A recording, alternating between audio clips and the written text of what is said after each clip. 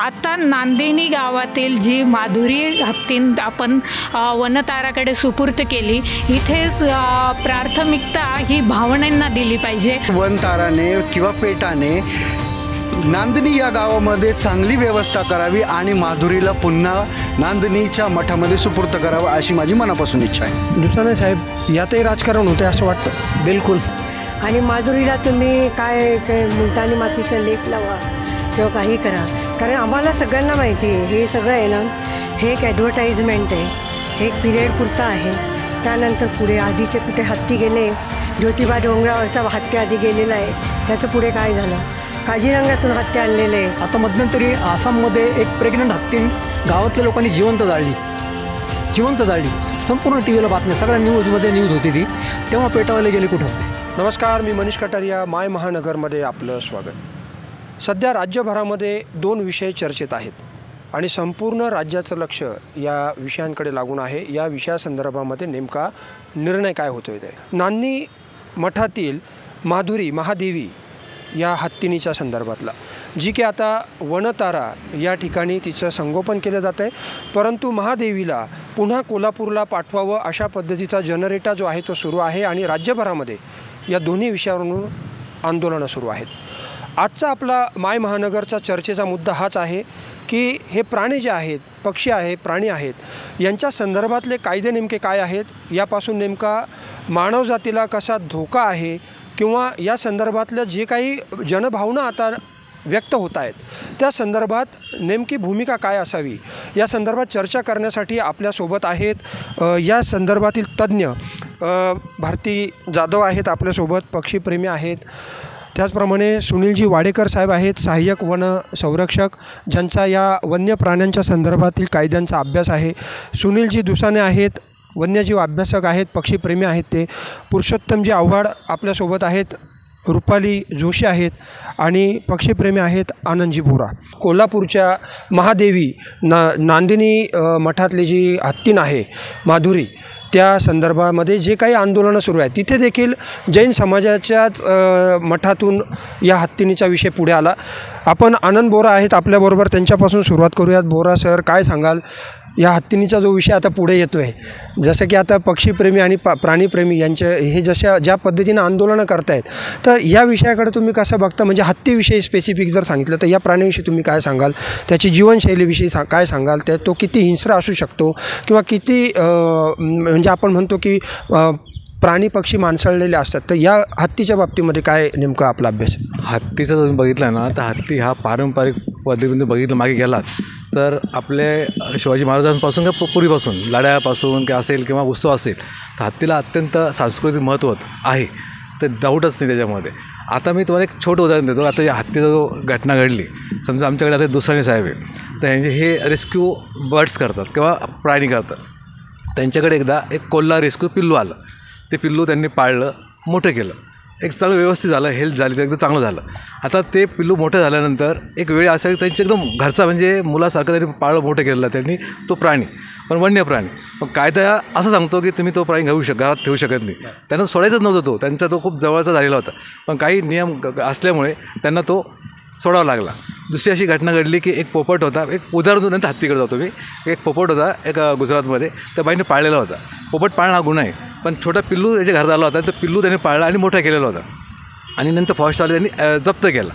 तर जप्त केल्यानंतर त्या बाईने इतका परिणाम झाला की ती मानसिक गेला तिचा. अशा घटना घडल्या. आता ही जी घटना घडली ना, तर वन्य प्राण्यांचे नियम आहेत, वाईल्ड लाईफ ॲक्ट 1972 तयार केला गेला आहे. तर एक भरपूर नियमावली तयार केली, त्याप्रमाणे आपण कोणत्या प्रकारचा वन्य प्राणी पाळण्याचा आपला अधिकार नाही सांगतो आहे, नक्कीच सांगतो आहे. पण असं घडतं आहे की जे 1972 अगोदर पूर्वीपासून जे प्राणी पाळले गेले, तर त्या पाळलेल्या प्राण्यांना करायचं काय हा प्रश्न पहिल्यापासून वादाचा होता.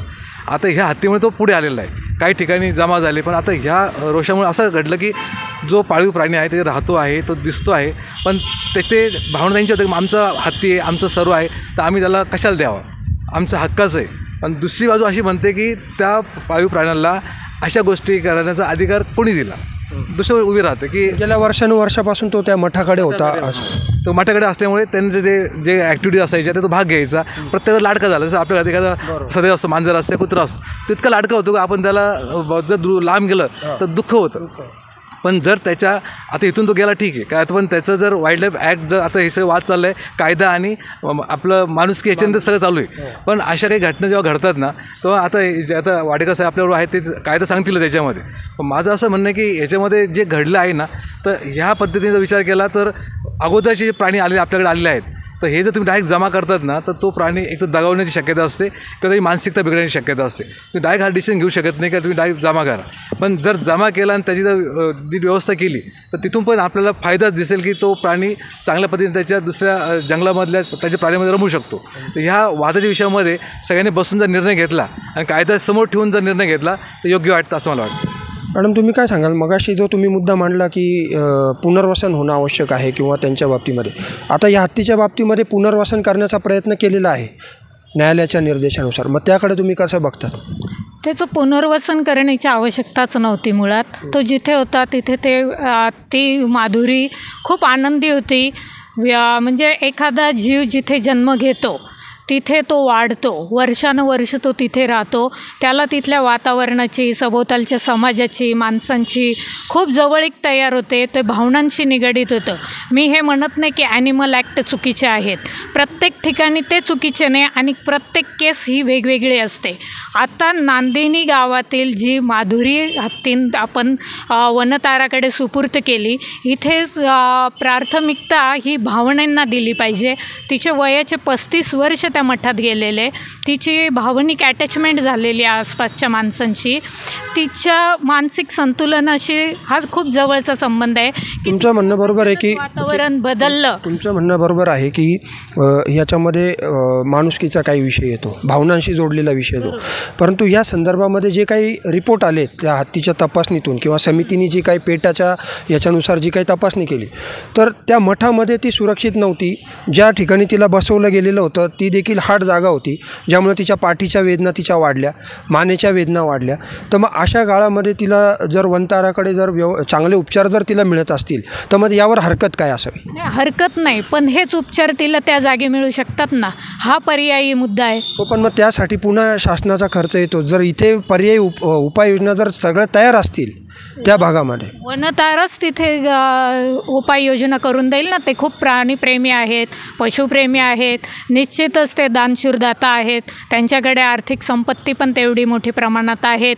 ते त्याचा ॲडॉप्शनचा खर्च उचलू शकतात, का नाही? जर संपूर्ण देशाचं लक्ष त्या हत्तीनीकडे आहे आणि संपूर्ण महाराष्ट्र, विशेष करून कोल्हापूरचे जे म्हणजे माणसं आहेत तिथे राहणारे, तिच्या संपर्कात राहणारे, त्यांच्याही भावनांचा विचार करा.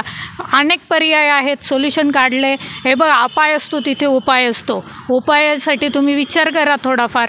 आणि सर, आपल्याला काय वाटतं की ज्या पद्धतीने हत्तीचा विषय सध्या राज्यभरामध्ये गाजतो आहे, हत्तीनीला पुन्हा आणण्याचा, या विषयाकडे आपण कसं बघता आणलं पाहिजे की जिथे आता तिचं पुनर्वसन करण्याचा प्रयत्न होतो आहे ते योग्य आहे? वयाच्या 4 वर्षापासून माधुरी कोल्हापूरमध्ये नांदणी मठामध्ये होती.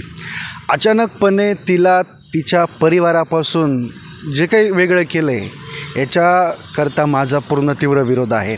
दुसरी गोष्ट, पेटाने जे काय अहवाल दिले आहेत, बरोबर, ती आजारी आहे, तिचा पाय फ्रॅक्चर आहे वगैरे वगैरे, ठीक आहे. उपचार देत असताना सगळ्यात महत्त्वाचा विषय येतो तो मानसिकतेचा. ज्यावेळेस आम्ही एखाद्या गाईवर, बैलावर, घोड्यावर उपचार करत असताना त्याला 50% ही गोळ्या औषधांची गरज असते आणि 50% ही मानसिकता, आपण जे प्रेम त्याला देऊ याची गरज असते. आता ही माधुरी वनतारामध्ये शिफ्ट केलेली आहे, हिला तिकडे दाखल केल्यानंतर हिला हिच्या माणसांचं प्रेम मिळेल का? नाही मिळू शकणार. दुसरा मुद्दा असा, आपण सगळ्यांनी आपल्या जीवनामध्ये अनुभवला आहे, कोरोना काळात आपण आपल्या परिवाराला, आपल्या पेशंटला दवाखान्यात ठेवलं आणि त्यानंतर ते पेशंटला कोणी भेटायला जात नव्हतं, त्याचं आत्ममनोबल वाढत नव्हतं, त्यामुळे पेशंट दगावत होते. प्राण्यांनाही भावना आहेत, हे सगळ्यात गोष्टी लक्षात घेतल्या पाहिजे. आणि वनताराने किंवा पेटाने नांदणी या गावामध्ये चांगली व्यवस्था करावी आणि माधुरीला पुन्हा नांदणीच्या मठामध्ये सुपूर्त करावं अशी माझी मनापासून इच्छा आहे. दुसरा साहेब, यातही राजकारण होते असं वाटतं? बिलकुल. कारण आत्ता त्या तिथल्या तो ट्रस्टीचा कोणी गृहस्थ आहे त्याने आता सांगितलं की बाबा माझ्याकडे कुठल्या तरी एका डॉक्टरांचा फोन आला होता की बाबा असं असं आम्ही तुमच्याकडे येणार आहोत, पेटाचे लोक, तेव्हा तुम्ही आम्हाला फक्त हो सांगायचं, आम्ही सांगू की ती माधुरी अनफिट आहे, तेव्हा तुम्ही हो सांगायचं, तुम्हाला काही करोडमध्ये रक्कम आहे, मी तुम्हाला देऊ. इथनं हे राजकारण सुरू झालं होतं. आणि दुसरी गोष्ट म्हण आहे जुनी, प्यार बिना जग सोना. आता माझं वय वाढलं, मी रिटायर झालो, माझा मुलगा अमेरिकेमध्ये, त्याने मला अमेरिकेमध्ये सोन्याचा घास खाऊ घातला. मी तिथे नाही राहू शकणार साहेब, मी जगणार नाही. इथे माझी मित्रमंडळी, माझा सहवास, माझे जे परिवारचे लोक आहे ना, ते जे मला जीव लावतील, जे प्रेम देतील ना, ते प्रेम मला तिथं नाही मिळणार. त्याचप्रमाणे माधुरी जी होती ना, तिला छोट्या मुलांपासून वयस्कर माणसांपर्यंत प्रेम मिळत होतं. ते प्रेम तिला मिळणार नाही. त्यांनी तिला लाडू खाऊ घातले ना, किंवा दुनियाच्या डॉक्टरांनी तिला ट्रीटमेंट केली. आता शाहू महाराजांपासून ती परंपरा आहे तिथं कोल्हापूरमध्ये, आणि त्यांचे ते लोक होते, ते माहूत म्हणतात, ते सगळ्यांना ते ट्रेनिंग होतं. आज ती 35 वर्ष तिथं होती, तेव्हा तिला काही विकार झाला नाही. आणि आत्ता एवढंच तिला कसं काय विकार उद्भवला. ह्याच्यामध्ये खूप मोठं राजकारण साहेब. आणि ते राजकारण असल्यामुळे काय बाकीचं पुढचं बोलण्यात अर्थ नाही, सगळे दुनिया ओळखून येते राजकारण काय आहे ते. आणि तिला नेऊन खूप मोठी चूक केलेली यांनी. आणि आता तुम्ही जे म्हणतात ना, तिची ट्रीटमेंट होणार होती, तर त्यांची परिस्थिती फायनान्शियली खूप मोठी आहे त्या मठाची. त्यांच्याकडं जबरदस्त पैसा आहे आणि लोक भरपूर त्यांना देणारे आहेत. त्यामुळे तिची सगळी सोय तिथं होऊ शकली असती. आणि यांना एवढी काळजी होती तर एखादी डॉक्टरांची टीम तुम्ही इथं त्यांच्याकडे पाठवायला काय हरकत नव्हती ना, तिथे त्यांना ती ट्रीटमेंट देता आली असती. त्यामुळे तिच्याबरोबर झालेला तो खूप मोठा अन्याय झालेला आहे. वाडेकर साहेब, आपल्याकडे येतोच मी. तोपर्यंत आपण मॅडम काय सांगाल, हत्तीविषयी ज्या पद्धतीने आता भावना प्रकट होत आहेत, ज्या पद्धतीने आंदोलनं चालू आहेत, अनेकांचं म्हणणं आहे की ती पुन्हा कोल्हापूरमध्ये ज्या ठिकाणी होती त्या मठामध्ये यावी, तिथंच व्यवस्था करावी, आपलं यावर काय मत असेल? जी माधुरी जी आहे ती म्हणजे एक तर हत्तीची बुद्धी जी असते तर ती अशी इतर प्राण्यांसारखी नसते. त्याचे बुद्धीचे बरेच किस्से आहेत आणि सायंटिफिकली असं प्रूव्ह आहे का तिची बुद्धिमत्ता खूप वेगळी असते. त्यामुळे ती एखादी गोष्ट जी असते ती पटकन विसरू शकत नाही. त्यामुळे जिथे ती लहानाची मोठी झाली तिथे तिने विसरावं असं आपण म्हणू शकत नाही. म्हणजे असं तुम्ही किती अगदी यांनी पण सांगितलं त्याप्रमाणे तुम्हाला कितीही अशा सोयी असल्या, सगळं काही असलं तरी जिथे तिचं ठिकाण आहे तेच तिला जास्त प्रिय असणार आहे. त्यामुळे तिथे तिने परत गेलं पाहिजे. ती संवेदनशील आहेच आहे.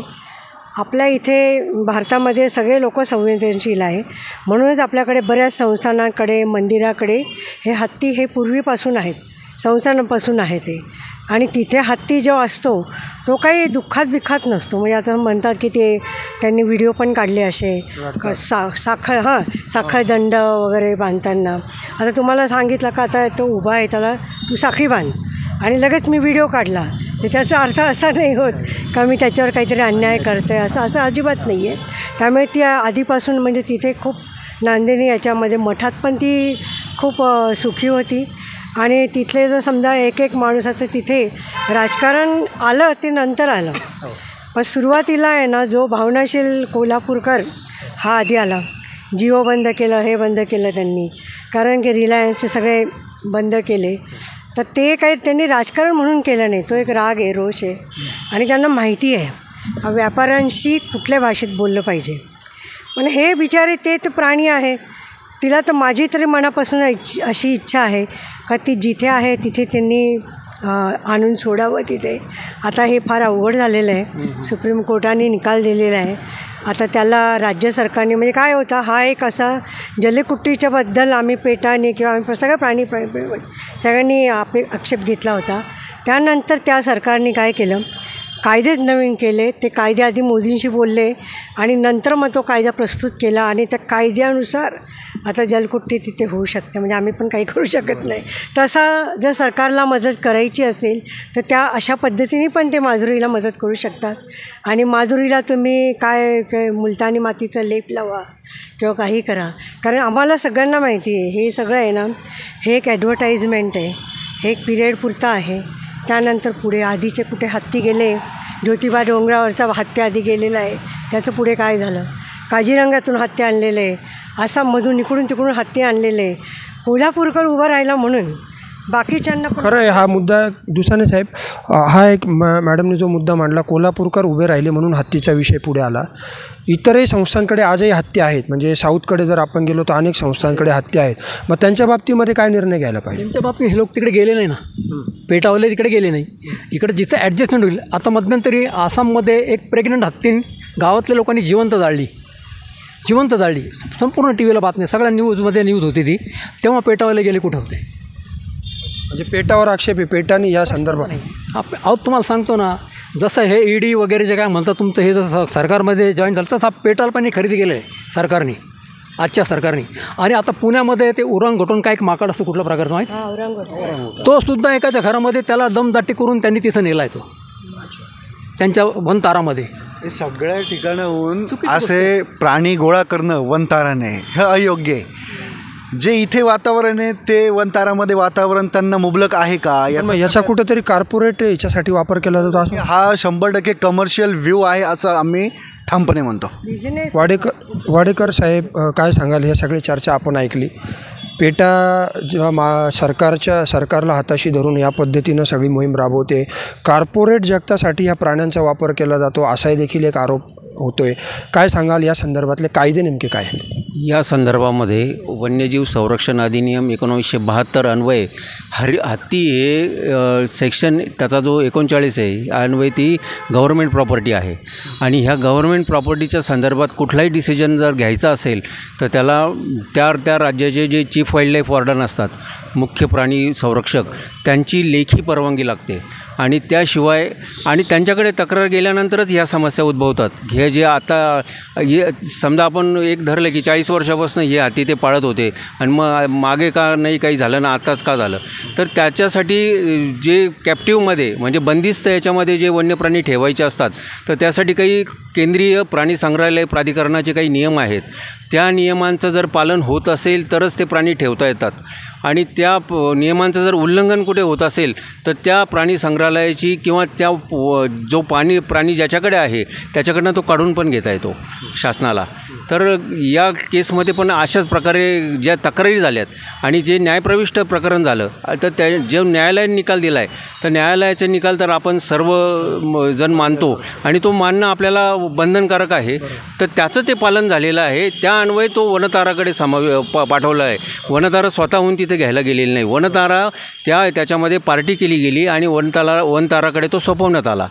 तर कायदेशीर बाबींच्या ज्या ह्या अडचणी आहेत तर याची ती पूर्तता केली गेली आहे आणि न्यायालयाचा आदेशाचं पालन करणं हे आपलं प्रत्येकाचं नैतिक कर्तव्य आहे. पण मग जसं तुम्ही म्हटलं की न्यायालयाच्या आदेशाची पूर्तता केली गेलेली आहे, इतरही संस्थांकडे अशा पद्धतीचे हत्ती आहेत, पण त्यांना हा कायदा लागू होत नाही का? सगळ्यांकडे ज्यांच्याकडेही कुठलाही वन्यजीव असेल तर त्यांना तो ठेवण्यासाठी केंद्रीय प्राणी संग्रहालय प्राधिकरणाचा परवानगी लागते. आणि ती परवानगी असेल, त्याचं ओनरशिप स्वामित्व जे प्रमाणपत्र असतं ते असल्याशिवाय ते तुम्ही ठेवू शकत नाही तो कुठलाही. आणि हत्ती तर हा अनुसूची 1 मधील सर्वोच्च संरक्षण असलेला वन्यजीव आहे. आणि म्हणून हे सगळ्या कायद्याच्या पूर्तता करूनच ही जी मंडळी ज्यांच्याकडे ज्या कुठल्याही संस्थानाकडे तुम्हाला जे वन्य प्राणी दिसत असतील तर ते त्या कायद्याचं पालन करूनच ते हे करतात.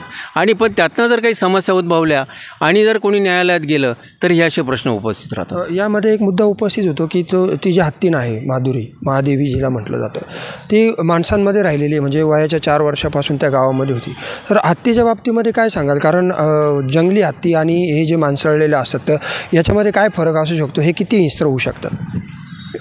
कुठल्याही वन्यजीवांच्या संदर्भात आपण त्यांची पुढची मूवमेंट काय असेल हे प्रेडिक्ट करू शकत नाही. तर ते त्यांचं वर्तन कसं असेल ते सिच्युएशनवर असतं डिपेंड. त्यांची मानसिक स्थिती कशी आहे त्यावर ते नाही. कारण यापूर्वी देखील देशामध्ये अशा काही घटना घडलेल्या आहेत म्हणून हा प्रश्न मी तुम्हाला विचारला की पुढे जाऊन हे कितपत म्हणजे जर प्रकृती खालवली तर कितपत हिंस्र होऊ शकतं? नाही, प्रकृती खालवली तर ते हिंस्र होतीलच असं नाही, परंतु त्यांचं बिहेव किंवा त्यांचा रखरखाव कसा असेल त्यावर त्यांचं हे सगळं अवलंबून आहे. आपण बघितलंच की दोन्ही विषयांवर आपल्याबरोबर ह्या तज्ज्ञांनी आपल्याशी चर्चा केली, आपापली मतं मांडलीत. निश्चितपणे या संदर्भामध्ये वेगवेगळ्या भावना आहेत, वेगवेगळ्या प्रतिक्रिया समाजातून उमटत आहेत. त्यामुळे आता या संदर्भामध्ये शासन आणि न्यायालय ज्या पद्धतीनं निर्णय घेतील तो तर मान्य करणं हे सर्वांना कर्मप्राप्तच आहेत. परंतु या भावना माय महानगरच्या माध्यमातून या शासनापर्यंत पोहोचवण्याचा आमचा हा एक उद्देश होता. आपण पुन्हा भेटूयात आणखीन एक नवीन विषयासह. तोपर्यंत नमस्कार.